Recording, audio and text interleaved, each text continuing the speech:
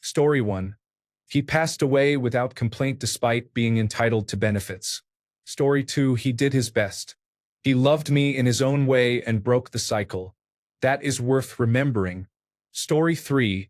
For my adoptive dad, to love someone as he loved us is to do justice to the loaded word rare. Story 4. Sorry, I can't provide text in the voice of Morgan Freeman. I can rewrite the line in a calm, steady narration suitable for text-to-speech. It took us 4 truckloads to dispose of his worthless treasures. Story 5. Even after all these years, I still can't find his grave. Story 6. He had been a complete asshole for so long that no one bothered to pretend to be sad upon his passing. It was universally agreed that he would not be missed. Story 7. There they were, 1,000 laughing voices and no broken hearts. My father died of cancer when I was 2. He was 30. By the time they found it in the 1980s, there was nothing they could do. They moved him from the terminal ward to the children's ward because his laughter worsened the terminal patient's condition but improved the children's health. Story 8. He died as a narcissist should, alone and loved only by himself. Story 9. I wish I did not have to write and that you were here so we could just talk. Story 10. I still remember to check the fluids in my vehicle. Story 11. I know you think you did your best. It just was not good enough. Story 12. It would be a 500-page novel of blank pages, with the last page being the meme. This is where I would put a picture of my dad if I had one. Story 13. Now that Parkinson's disease cannot affect him anymore, I hope the fish are biting on the other side. Story 14. Your self-centeredness continues to reverberate 41 years after your death. Story 15. My victory is that he will never get the chance to treat my daughters the way he treated his daughters. Story 16. It is too bad I had to grieve for you long before you were buried. Story 17. When he died, he was finally able to get Vietnam out of his mind. Story 18. Damn. There is a lot of dad hate here. I never really knew my father, but these comments inspire me to do better for my daughter. I would do anything for her. Story 19. Even as he was dying, he could not understand why his children were still so far away. Story 20. At the end of her life, despite how badly the cancer, pain, medications, and her failing organs had addled her mind, Mom still used what remained of her faculties to apologize for marrying you. Story 21. That was when I realized, a little too late, that he would do anything for anyone except the 2 people he had helped bring into the world. All hope for a decent relationship was gone forever. Story 22. It would be one of his myriad jokes. He liked to make people smile. Story 23. Oh, by the way, he is still alive as I write this book. It seems odd to me to write a book that implies the person I am writing about, my dad in this case, is dead, and then end with a sentence that reveals he is alive, invalidating everything the reader had read up to that point and wasting their time. Story 24. My dad's actual last words before being wheeled into the operating room were, I hope you know what you're doing. I have a lot of social security checks to cash. He was a joker to the end. Postscript. He was not able to cash those checks. Story 25. I pressed the end call button on my phone after telling the county coroner to cremate the body and throw the ashes in the trash.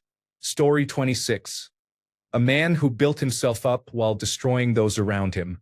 Story 27. That is why we think long and hard about who we procreate with. Story 28. A saying my dad often used when meeting people was, Hi, I am the Red Baron. I am the last of the red-hot lovers and big-time spenders. My dad was a fighter pilot during World War II, the Korean War, and the Vietnam War.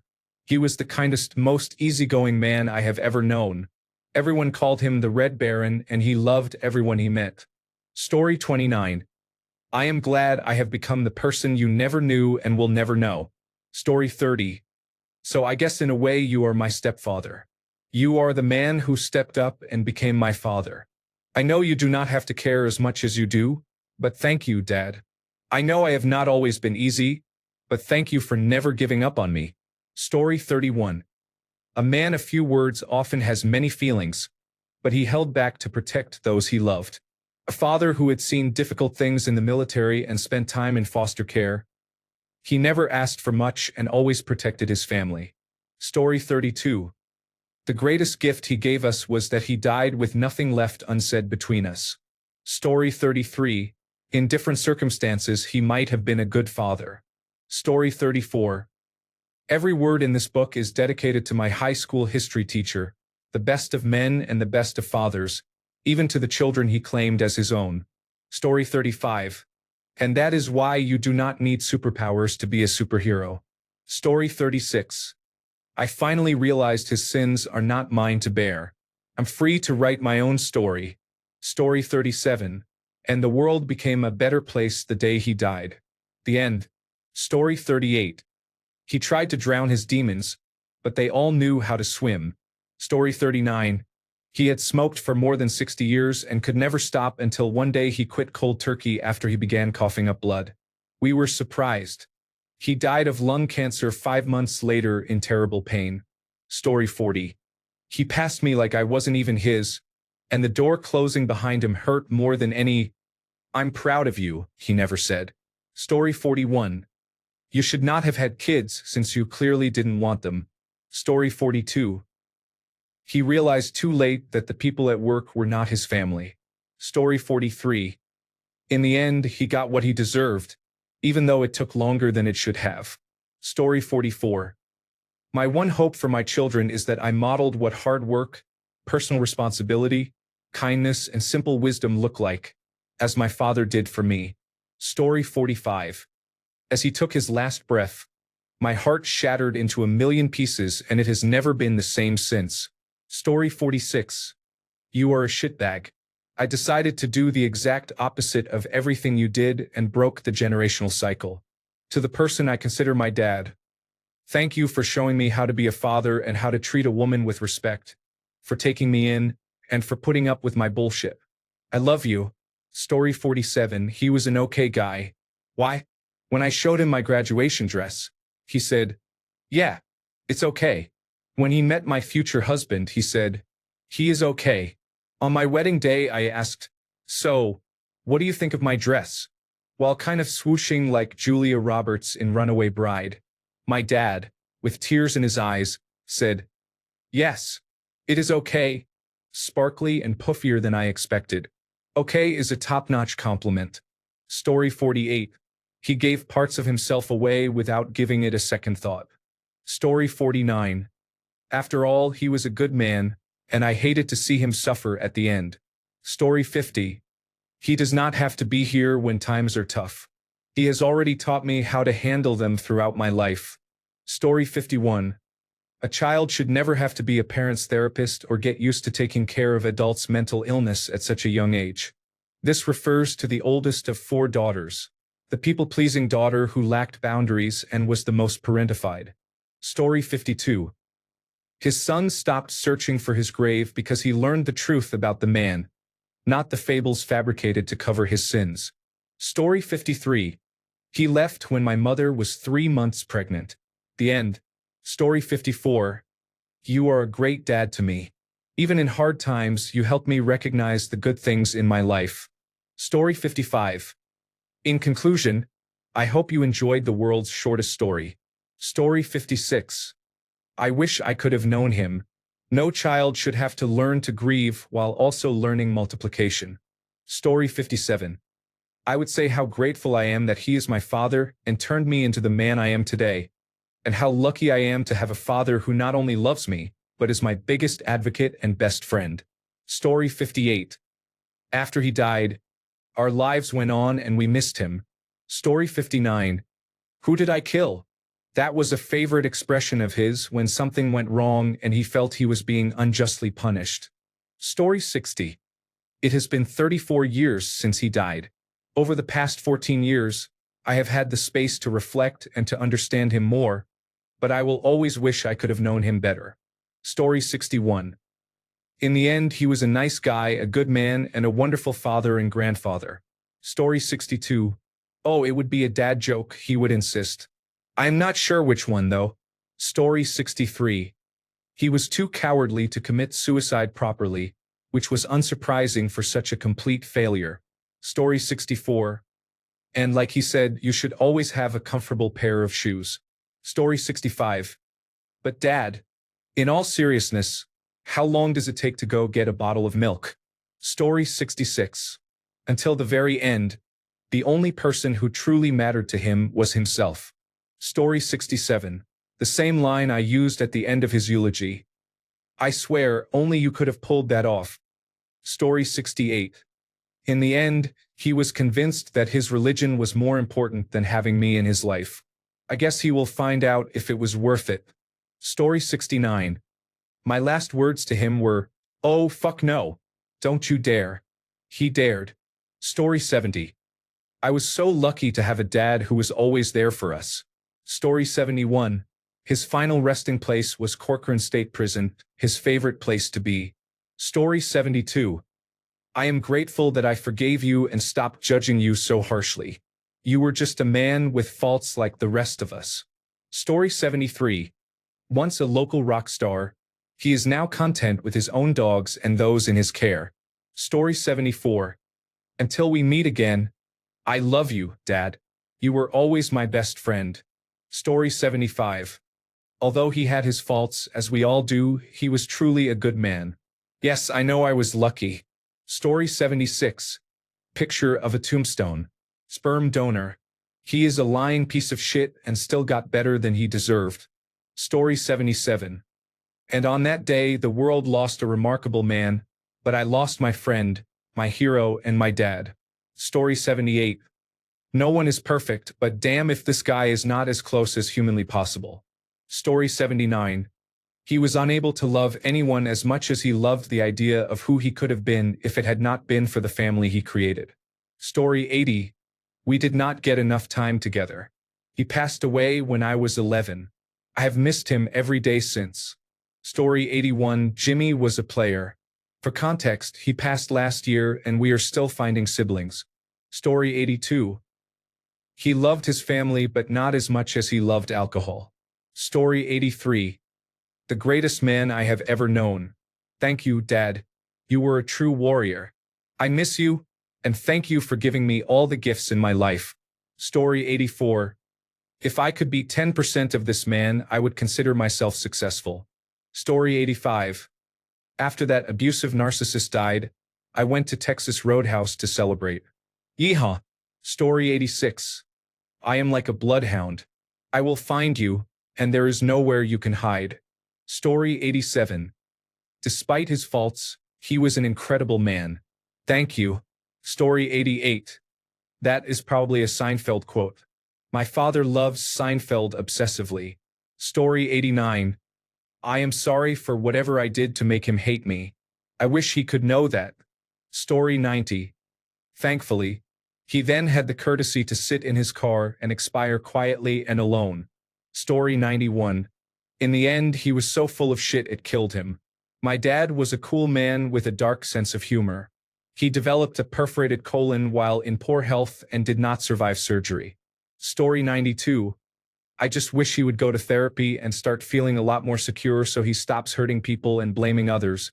Story 93. Throughout my time knowing my father, I knew one thing for certain. I loved him and I will miss him forever. Story 94. We scattered his ashes at his favorite fishing spot. I hope to have mine scattered there as well. Story 95. There wasn't a good reason for us not to know each other better. Either one of us could have tried harder, but we didn't. I will do better with my boy. Story 96. Telling him he was a good dad was the best I could offer as he lay dying. Story 97. I spent almost 40 years trying to know a father who did not want to be known. I have had a lot of practice grieving for him because, even though he is not dead, I gave up on him. That was as much a death as any. In the end, I probably will not get to know him. There will be no moment of clarity or final reconciliation. But I have learned a great deal about myself as I tried to fill in the gaps about who my father is and where he belongs in my life. I did my best. I gave everything a daughter could. Maybe he did too. He gave his best and everything. When he passes away, all I will know is that I tried. I loved him even when he did not deserve it except for being my father. Story 98. It was finally over, but there was no relief. Now I had to carry the burdens he had left behind. Story 99. I still don't know whether to hate or love him or something like that. Story 100. His depth of character and unconditional love were simply out of place in this world. Story 101. This is why my dad is the greatest, kindest, smartest, most amazing man to ever walk this earth. I love him. I have given him many reasons to give up on me over 28 years, but he never has. He has cheered my good decisions and helped me fix the decisions that were not so great. Story 102. He could fix anything, either with his hands or with a laugh. I miss him dearly. Story 103. At the end of it all, I bear the shame that comes with this attempt at being a man. It is absurd to wait for hope. We are all doomed. Story 104. He wasn't the best to my mother, but he was to his children. Story 105. Fuck you and your parents, motherfucker. Story 106. The greatest person in my life turned out to be a portable document format file, and that is why we will never speak again. Story 107. I love you, bro. He is a baby boomer, but the most boomer thing about him is that he hates being called dude or bro. Story 108. His physical form may have gone, but he left a legacy of love and memories. Story 109. There may not be such a thing as a perfect father, but mine was perfect enough. Story 110. The first and only man who could break an anvil without a roadrunner being involved. Story 111. He passed away, leaving a family of young children and a community that loved him for everything he was. Story 112. I haven't seen him in decades and I never will again. His idea of manhood was never mine to carry. Story 113. And now I'm alone in this world, and it might be the happiest I've ever been. Story 114. Our family was cursed with soft hearts and dark brown eyes that matched the depth of our internal aches and the rich stories we kept hidden. When his time comes, I hope my dad looks at my eyes, the ones he says grabbed his heart the day I was born, and finally feels the ease he deserves. Like him, my heart is soft and my aches feel heavy in my soul. I will continue to open my heart to its crevices and allow myself and those who came before me to treat our softness as what it is, our greatest blessing. Story 115. Despite all his machinations, he died broke and alone. Story 116. So, that's the story of one nasty, manipulative man. Story 117. Not a day goes by that I don't wish he were still around to talk to. Story 118. I fell asleep holding his hand, my head on his chest, hunched over the hospital bed. When I woke, he was gone. As I watched the sun rise over the water, I knew I would miss him for the rest of my life. Story 119. In that moment, he gave me the words he knew I had always needed to hear, and somehow that gift fixed everything. Story 120. When he cannot remember who I am, I will play our favorite songs for him, hold his hand tightly, and tell him stories of all the wonderful places we went together. I will remember for both of us. Story 121. I will miss you forever. Your death changed my perspective on life. Story 122. I am missing my favorite person, the one who truly made me who I am, always seen, always heard, always loved. Story 123. I always knew I was loved by this gentleman, who was born in Boston in 1931, the son of Irish immigrants. He lived his life to give his wife and children a life of comfort and love. God, I miss you. Thank you, Dad. Story 124.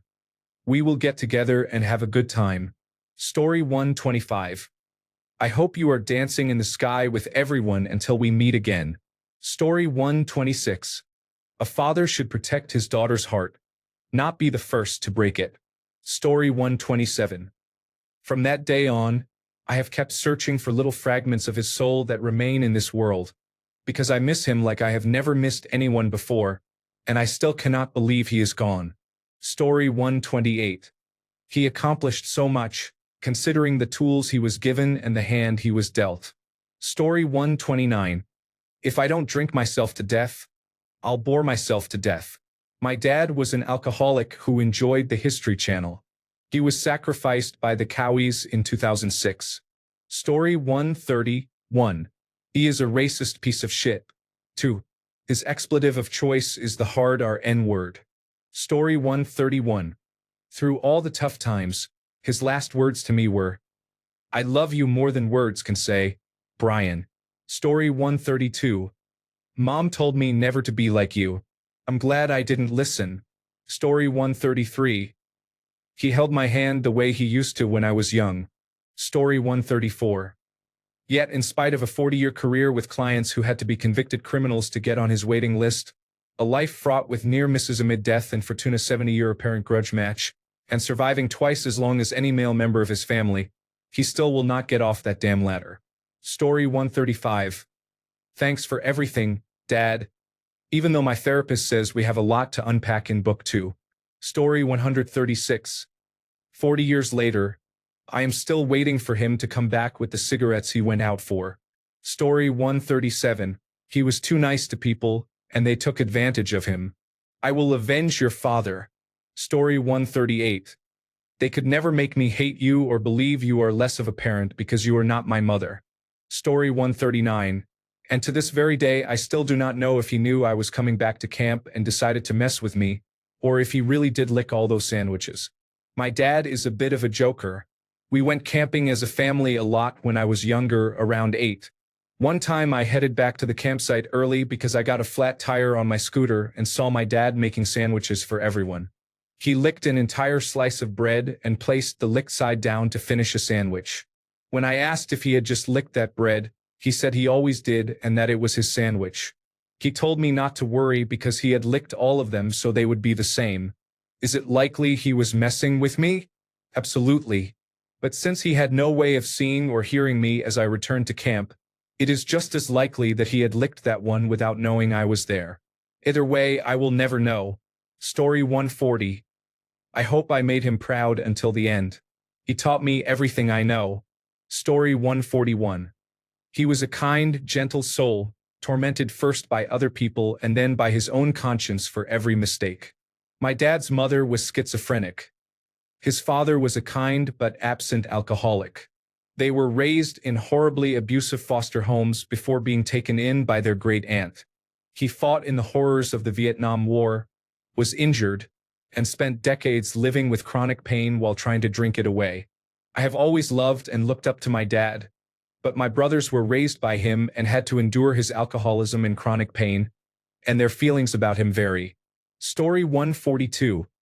In life, no matter what happens, I will always stay by your side. With love, your daughter. Story 143. Now watch these dance moves. My pops is one of the best dancers I have ever seen, and my uncle danced on Soul Train. He did not get the opportunities he deserved growing up in rural Arkansas. Story 144. He is broke and homeless. I am tired of spending my savings only to end up like him when he and his wife want to live a lavish life and will not help themselves. Story 145. He called out my name as they wheeled him into surgery that night. It would be the last time I'd ever hear my dad's voice. Story 146. And now, as an adult, I can see he was just doing his best. Story 147. I think he knew that raising us in the Mormon faith was a mistake, but it was a mistake his own parents made first. Fully loving who we each became was his way of asking for forgiveness. Story 148. 11 years later, I still miss him. This topic hit me hard. My father died at 12:35 in the morning on November 14, 2014. Story 149. And in another lifetime, I'd choose him again to be my dad. Story 150. My dad's cat, which never meowed, howled so loudly the moment he passed away that it woke everyone up. Story 151. The man I thought would have protected me if he had lived turned out to be a monster. Story 152. He spent a childhood watching his country destroyed, came to America with what was left of his family, met mom at a shoe factory in Los Angeles, and was married for 53 years while losing 3 children along the way. He later had his own business. I cannot forget the last time he was in trouble. And Mom and I still cannot get over losing him because we loved him that much. Story 153, he never really tells me he loves me, but he doesn't need to. I know. I've always known. Story 154, he gave everything so my siblings and I could have a great life. He held on until I told him he had done a great job and could leave us knowing that. Then he faded away. Story 155, suppose he had survived cancer. Suppose he had lived to see and play with his granddaughter. Suppose he had grown old and died when he was meant to. I cannot afford such luxuries, but my thoughts about him will never change. I loved him as he loved me. I will always be his boy. He will forever be my superhero. Story 156. I was neither of his blood nor of his skin. He supported me with a gentle desperation. The greatest gift my biological father gave me was allowing this kind gentleman to be someone I looked up to for most of my teenage life. Story 157. Whenever you need me, I'll be down by the riverside, lying in the water. Story 158. He was a coward, bitter, and never made a decent decision in his life. However, he taught me a very important lesson: not to be like him. Story 159. He gave it all he had. I'm here because of him. He was all I had and I'm still me. I'm giving him the credit he deserves, even if he doesn't think he does. Story 160. Cigarettes and alcohol caused a prolonged, undignified decline and death. I wish more young people could see it and be horrified. Story 161. His heart had inspired so many that it ran down, exhausted, much too soon. I miss you, ISI. Story 162. Because of him, I learned at a very young age that evil can be the very person who was meant to keep you safe. Story 163. Damn. All these comments are sweet, loving, and positive. I wish with every fiber of my being that I could have that kind of relationship with my father, one based on unconditional love. Life is not easy when you discover as a child that love, even from your own parents, is the stuff of fairy tales. Story 164. I'll never stop missing your laugh, your unfailing love, the way you lived your life and your presence. You were simply the best. Story 165. My dad died about a year ago. In the last few weeks in the hospital, he could not really tell who people were or where he was. As I was walking out for what became the very last time, he deliberately turned toward the door and said, "Hey, I love you, son." I still hear that line in my head every damn day. Story 166. He was not one to understand, but he loved more fiercely than he was willing to share. Story 167. He loved me with all of his heart, and I thanked him for that. Story 168. He left this world on his own terms and created a legacy that will always be too large to fill. My dad has Lewy body dementia, and he has already said he will end his life before it takes him down completely. My entire family has given him their blessing. Story 169. When storm winds blew and oceans roared, he did his best to steer his course. Story 170. Although his heart had stopped beating, you could still see the echoes in his progeny. Story 171. In the end, after working so hard to give us a life better than his upbringing and after hearing that he wanted us to be better than he was, I learned that no matter how hard or how smart I worked, I would not be half the man my father was. Story 172. He was a horrible father and a wonderful grandfather. In the end, because I finally understood him through my own diagnosis, I forgave him. Story 173. Then he died, having never given me a thought in 45 years. Story 174. I followed Christ to heaven's gates but was denied entry. The caves of hell welcomed me like no one else had. Story 175. Fuck you for everything. For the screaming in my head, every bruise and every admonishment about how I could not be yours if I could not perform. How you drove me to him, and how he was the one to show me what fatherly love looked like. I live in horror because of your violence.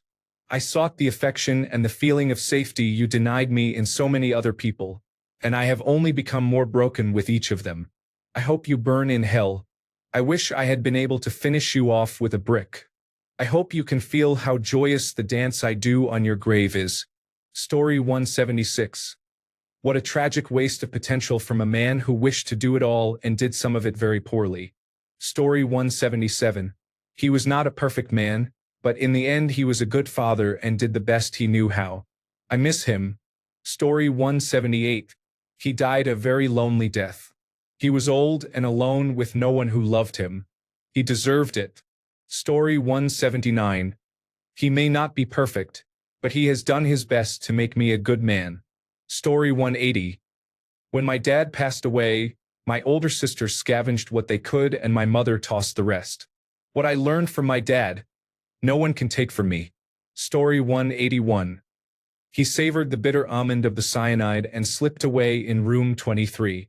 Thanks a bunch for sticking around till the end of the video. Remember to subscribe, and until next time, stay awesome and goodbye.